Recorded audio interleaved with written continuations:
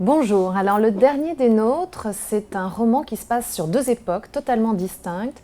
D'un côté, le New York un peu effervescent de la fin des années 60, début des années 70.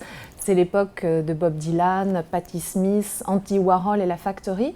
Et de l'autre côté, à la fin de l'Allemagne nazie, au moment où le bloc soviétique et le bloc américain se disputent les dépouilles du Reich, et au fil des chapitres, deux intrigues qui ont l'air totalement distinctes vont rapidement se lier. Alors, premier chapitre, un homme rencontre une femme et ils ne sont pas du tout faits l'un pour l'autre. Werner Zinsch, c'est un jeune loup orphelin, il a été adopté par des gens de la classe moyenne américaine et il veut réussir, il veut faire fortune.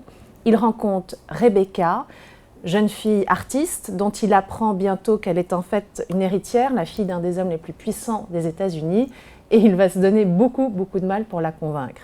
Deuxième chapitre, retour en Allemagne, les bombardements de Dresde. Dans le chaos absolu de la guerre, une jeune femme très enceinte donne naissance en mourant à un petit garçon qui va être miraculeusement sauvé du désastre. Et ce petit garçon n'est autre que Werner, qu'on retrouvera 20 ans plus tard à New York.